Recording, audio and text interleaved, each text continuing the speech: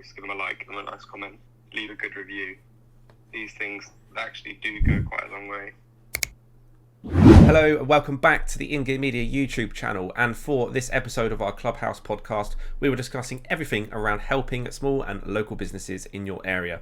So we threw some ideas around for how people can support businesses and also how businesses can help themselves. While some are doing really well in these challenging times, of course for others it's extremely difficult. So we bounced a few ideas around, as I say, and had some nice conversations. So let us know what you think. If you want to get involved, we do these regularly on Clubhouse, so do come and add myself, Mackenzie, or you can find Ben on there and George on there as well, and the relevant links are around across the rest of InGear Media's social. So come and get involved, and of course if you have any suggestions or any comments, pop them down below, and if you enjoy the video please do like and subscribe. Thanks very much, and let us know what you think.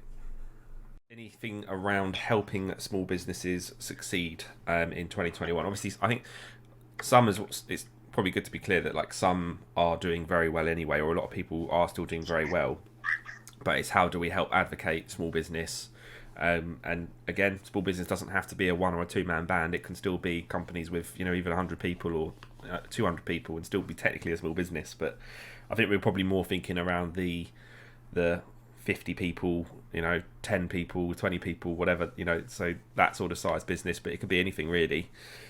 So anyone want to go in with any ideas first of all, or things that you've done to support small businesses or self-employed people throughout the past year? I think that there's lots of really little ways that that don't actually cost anything before you actually have to buy from a small business. There's lots of things that you can do in terms of kind of similar to what we're doing at the moment, where we're kind of helping boost their social media presence, interacting with their content. If you see it come up, obviously likes and that kind of stuff costs nothing. Getting into their newsletters, getting signed up to them if they're providing them, and kind of just using your own platforms just to kind of spread them around, kind of just help out their advertising, because obviously that's a cost that they're not going to want to spend too much on. So yeah, definitely just the small kind of free things really, and then obviously if you can buy locally rather than something that you can get from a bigger store instead or a bigger chain, it's much better to put it into the local economy instead. Yeah, it's interesting how much you can do for free actually. I'll come back to that in a minute because I can see George is unmuted as well. Just what you're saying, just the little things like that are just so valuable. Like you always think when you're going through social media, you just see tons of content that's shared by others that isn't necessarily useful. But even a simple like or a share just goes a long way. And Instagram at the moment, even saving someone's post is really valuable. It boosts their reach. It doesn't hurt to just give them a hand and share their story, share their post, give them a like, give them a nice comment, leave a good review. These things actually do go quite a long way. Yeah, reviews are a good one. I don't I don't always do it myself, and then sometimes I think actually that was a really good service or experience that I had with that company. So why not go and jump on and leave them a review? Where would you typically go to leave a review if you was going to do it, would you say, or what's the better places to leave a company a review? I think it's kind of dependent on what business it is, but I think the standard ones are like Google Business, TripAdvisor. I don't know if I know anymore. There's like a Yellow Pages equivalent, isn't there? Yeah, I think so. I think I'd probably say Facebook as well. It depends on the business a little bit, but certainly a lot of smaller businesses, if they have a Facebook page, they really should have a Facebook page. Then I would leave them a review on there, because that's where a lot of them tend to find customers and do business. But yeah, Google's definitely one of the main ones, because if you Google a company name and they've got it all set up right, it should then come up on the right hand side, shouldn't it, with their business page and any reviews that they've had. So that's definitely a good way to go as well. It's just kind of weird that you don't always leave a review. It's kind of, your service has to be exceptional if you want to go out of your way to leave. Do you think though, so I think with these leaving reviews, perfect example is obviously the restaurant that we go to all the time. Every single time we have one, we put it on all our socials. That's almost like the new way of leaving a review now to a different generation of people, because I think like when you look at like TripAdvisor, Yelp is the one that use thinking it's a bit like Yellow Pages and stuff like that. It tends to only be if someone leaves a review, usually if it's a negative thing or completely like blown away by it, out of this world, like an experience like going to Mercedes-Benz World or something like that. But actually we're all leaving reviews every time we put something on social media, because we wouldn't put it on our socials if we didn't think it was good, if you know what I mean. Yeah, I think that's massive, and a lot of the time people won't even need to go as far as actually searching up a review themselves. They'll literally just go off what they've seen on social media. So definitely it's not something that people would be putting up if they're kind of almost trying to show off that they've been somewhere a lot of the time, in a way to trying to kind of create a bit of a buzz, and that people then start thinking, what's that? And so maybe saving things to highlights and that kind of thing is almost like a way of storing a new review, like you say. Yeah, I think that's a good point, actually, isn't it? And we all look at our friends' social media and go, oh, they're there, or they're there again. Quite often in our case, and it makes you think about maybe going there. So that's another very good free example, isn't it? For sure, just sharing it on social media and tagging the business, which goes back to what we're doing at the moment, of course, with InGear Media, is encouraging people every Monday to share their favourite businesses and tag them. And show some support. As a small business, how can you make your service unique or stand out to get more attention? And I think you're right, it's the little details. Like, it can even be something simple like a handwritten note just saying thanks for buying from us, that comes with whatever the product or services that you've offered to someone. A big brand can't handwrite notes to every customer's. Or certainly not as genuinely as what you could as a small business. So all those like little niceties that you can do, I think, are good. So that's definitely another one there. Another one was buying gift vouchers from smaller companies if you can. Probably some people might be a bit dubious to do that in the current climate, but if you actually do want to support a business that you're a fan of and you want to see it stick around, and it's particularly things like pubs and restaurants and things at the moment that obviously in the UK aren't open because of lockdown. That's a way to try and help them be here when lockdown ends. Is what can you do to help them now? So we often try and get some of our takeaways from one of the local pubs rather than just always getting it from the big chain delivery places. Even if you are using services like Deliveroo or Just Eat, you can still buy from the smaller independent restaurants that are listed on there, as opposed to the big chain brands. Not that they don't need help as well, but certainly the smaller ones, of course, that you have in your local area are arguably what a lot of people, that defines the character of towns and things sometimes, is the little local businesses and restaurants that are there. So they need help if you want them to stay there, I guess. Yeah, and equally, as well as buying gift vouchers in the first place, as well, if you've had anything pre-booked that has unfortunately had to be cancelled, rather than asking for a refund, maybe just, like you say, have it changed into a voucher or just in credit kind of situation, rather than, I know a lot of people have obviously had their plans moved around and might have had a lot of bookings, which a lot of people would have relied on. And I think, like it's basically the other end of it, just making sure that you don't just, if you can afford to leave the money in it and then save it for another time, then that was definitely helping out the businesses that have already, I think they've had that money come through. Yeah, I think another thing that comes off the back of that then is if you can keep memberships going. If again, a gym is a classic example of a monthly membership that a lot of people have. So easy to cancel that in this time, but then in a few months you might want to go again when they're allowed to open, or however long it is. Keeping it going obviously keeps the business going and helps them be ready for opening again and be able to open again. So sorry, no, just interesting because we are sort of a local business and not a huge business, and it's been really tricky for us because it's all revolved around basically events, really, and we've been fairly lucky in some ways, but I think the biggest issue I've got is trying to communicate to the wider, I don't know how you guys have got on, communicate to customers and the wider audience that things have changed and things aren't going to be necessarily the same. And I think some people this is my opinion and my thoughts on it. Some people seem to really struggle with that. So I don't know if you've got sort of point. I think you're doing the right stuff by being present on social media. People are always going to resist change, but over time, I guess it'll get better, and there will be a day where you can go out and do stuff again. Were you able to do anything when lockdown lifted the first time, or did you have to stay closed the whole way through? No, we were really lucky. I think we were very lucky because the interpretation, some of the things at that time say, is it a sport or a track day?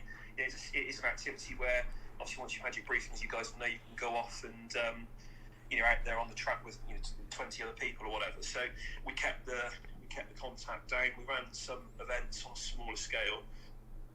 We were lucky that our local council were quite supportive.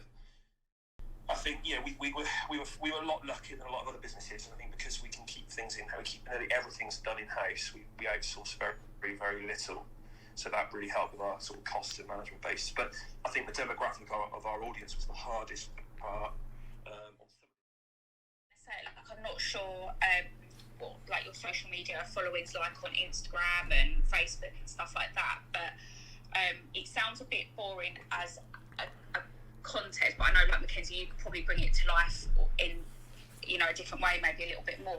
But because these sort of car shows aren't happening, like we all know, like Festival of Speed didn't happen and the Revival, etc., etc. I don't know if there's ways of like to keep like your customers engaged, like maybe once a month or over a set couple of weeks or whatever, trying to get like experts, or if you've got any contacts with like pro drivers or someone that's competing in a high level championship or something, so it can kind of have one-to-one contact in the same way. Because I think with these car shows, it's all about like the looking, kind of like the touch and feel, even though sometimes you obviously don't want them touching too much stuff with the cars, etc., that are there, but just trying to almost create an event that, okay, it can't be there face to face at the circuit, but just try and create something that's online but interactive. I don't know if that would work in any way. Yeah, we launched at the very start of the lockdown. We launched a TV, we called it, on Facebook. We did that cycle sort of once a week, and it went to every other week.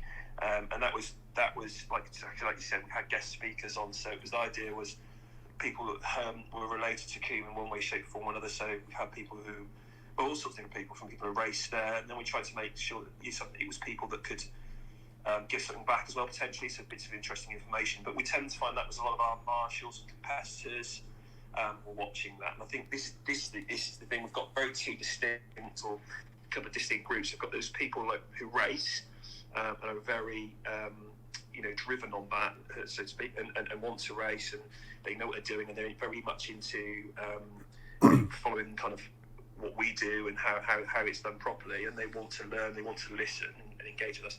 And on our car shows, without, I don't want to sound rude to anybody, but coming in with the kind of the sort of the low end of the younger market, the low end of cars, kind of where we all started out, I guess, with our modified Corsas or whatever. And I think, yeah, you're right. We have looked at how we can engage them. They are all about wanting to meet, as you can imagine. I mean, we all are social animals, don't get me wrong, but yeah, they want to, like you said, touch each other's cars, talk about each other's cars. And I think without investing hundreds of thousands of pounds potentially, it's trying to find a platform or a way of, doing that online that is going to make them feel that they are part of it, but also for the right reason, and not just to sort of, slag each other's cars off, I guess. Yeah. Do you do anything with ads on Facebook, or do you just kind of focus on organic type stuff? No, we do. We work with a company called Local IQ, so we are running a lot of adverts at the moment, and we've got a lot of branded keywords on as well on AdWords. And it's you're right again about the vouchers. That's what we were trying to bang the drum on, the vouchers. Again, the experience market is really competitive, really, really competitive. And it's trying to offer people what they want. But it comes in peaks and troughs. I think the biggest issue that we've got is just not knowing, when we can start again and what's going to look like. Yeah, our following is pretty good. I've got about 40,000 on Facebook. I'm not sure about Instagram. I've got a colleague who does that, looks after that for us. But at the moment, it's just every time I put a ridiculous, you can have a look at Facebook, to put some stupid meme up, that seems to get us more traction than anything else.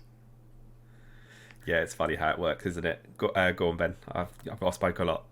No, that's okay. Yeah, I was just going to say, like, I think it's just about trying to flip it into. It's hard to make it into a positive, but I think just treading water at the moment, while obviously there isn't a set date, it's just important to keep as much content as you can going out. You know, looking back, I mean, you must have a lot of content of a lot of events you've done over the years, and I'd imagine, you know, lots of pictures and stuff like that, and I'm sure that's probably what you use anyway. But I think definitely just trying to keep people engaged by almost like a countdown. I know it's difficult to, without saying a very specific time that you will be able to return, but I mean, hopefully, you know, after I think it's March the 8th, the first sort of next set of announcements are going to come out, you might be in a bit of a clearer position, or at least have a little bit of light at the end of the tunnel. And I think it's just about keeping your following more looking, you know, trying to flip it into a looking forward to coming back and getting them, you know, really, really excited about doing that, rather than focusing on the fact that they can't do it at all. Because, you know, everyone knows everyone's in the same boat. I was just thinking, I was trying to think of examples of sort of virtual events that I'd maybe come across, and I remember I saw one recently that came up in my emails of Jackie Stewart and Damon Hill doing an online sort of chat where I think it was 110 or so people that they managed to get to pay a small fee to join, and it was all for charity. But you know, two icons, you know, kind of having a chat, getting a massive audience in, when they'd normally be present at all these kind of motoring events and, you know, on TV and that kind of stuff. And I think it's anything that you can do just to create a bit of a buzz. Obviously, it's a situation that's constantly evolving, and I think, you know, it's just being able to react to that and provide something that of positivity. Yeah, no, I really appreciate that. No, it was so we have had some. So we had Karen Chanduk on, which was great. And there's a lot of people willing to give up their time actually, you know, to do this. And I think he's really said it.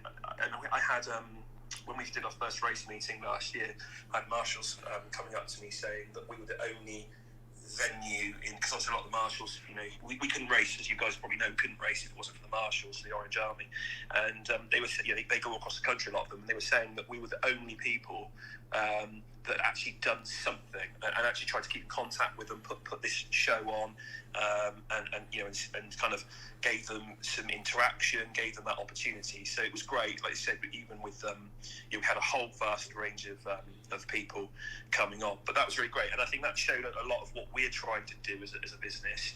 And we are quite a small business. Is we don't have British touring cars, and we don't have BSB and things like that. So sometimes we're kept under that kind of radar. But it is about the people that I'm trying to do. It's just then, I guess, monetizing it is the second part. Yeah, I'll just having a quick look on your Instagram. I see some of the meme style ones that you were talking about, like the Simon Pegg at the pub recently. But you know, that stuff's all good. I think what I would say, having a quick look at that, is and it's interesting you say about monetizing, but I think what you might find over time, and it will take longer this way, but is focusing on the sort of stories behind the people in the business. Or so the marshals are a perfect example. Like, have some videos, and it doesn't need to be high end, you know, expensive production quality video. It can even just be people doing a selfie video on their phone, talking about what they do, what it's like to be a marshal, you know, what the different flags are, you know, particularly for those that are newer into the so you were saying about like the younger customers that perhaps, you know, just getting into cars and just getting into that stuff. That sort of stuff I think they'd resonate with is seeing, you know, what it's like to work there, what the marshals do, what the people in the pits do, and then even track guides as well could work really well. So you literally could just slap a GoPro on the front of a car, one on the inside, and get a pro driver to basically talk about how to do a good lap around the track. You may have that in other places, but just having a quick look on Instagram, that's like some more sort of interesting, valuable content that I'd put on there, and then mix that up with the sort of more sales orientated posts. But something that a lot of people miss on Instagram and Facebook when it comes to boosting or monetizing is you're better off actually putting the money behind your content that's already getting the most engagement. So not necessarily an advert, it might be that track guide or that interview with someone or whatever, because then people come and like the page and you get more exposure that way, and then you then maybe retarget some of those people with a follow-up ad or something like that. that's the sort of route you can go. If you've got people working on ads with you, they should be able to do that type of stuff. So hopefully that gives you a couple ideas for a bit of a chat anyway. It's nice to find someone in the motorsport world as well. Yeah, for that younger audience, even and some people hate this when I say it to them, but TikTok is a great way to get in, because even if they're the 14 or 15-year-old, you know, they might still have family members who might go to these events, and they quite often be the ones that will say, can we go here, can we do that, to the parent, or, you know, whatever. So TikTok might be another avenue to explore a little bit as well. Yeah, that's good. I'm really like trying to look to double down on this before it gets so popular on here that it's harder to kind of get reach at the minute. I think it's well worth trying to get going. I mean, obviously you can see this is a small room. We've had a couple of people drop in and out, but it takes a bit of time to get traction. So I didn't mean that pun. That wasn't intentional. I guess, you know, I'm potentially spending a little bit more time on social media than I would have done normally. You know, when you're busy with external events and that kind of stuff, then, you know, you tend to look at your phone maybe a little bit less. But supporting people in that way, I've noticed certainly in the music front that, you know, there's been no other choice than turning to you know, digital platforms of some description. So it might be you know, a gig or a concert that's being streamed live or being recorded and they're selling tickets for, or indeed it might just be somebody who's building their profile with Instagram and all the other various platforms as well, so that they build I guess a stronger profile of themselves, so that they are in a better position when things do start to turn back to normal. So it's showing support in those ways, I think, which certainly is invaluable, so that people feel encouraged then, that are in a good position when opportunities start to arise again in the more traditional way that we, you know, be that events, be that concerts, be that gigs, whatever it might be. So I think showing support in that way as well can go a long way with people, you know, because otherwise it can feel that you're in a bit of a vacuum, I guess, rather than, you know, you need that encouragement from your peers and from your supporters. So yeah.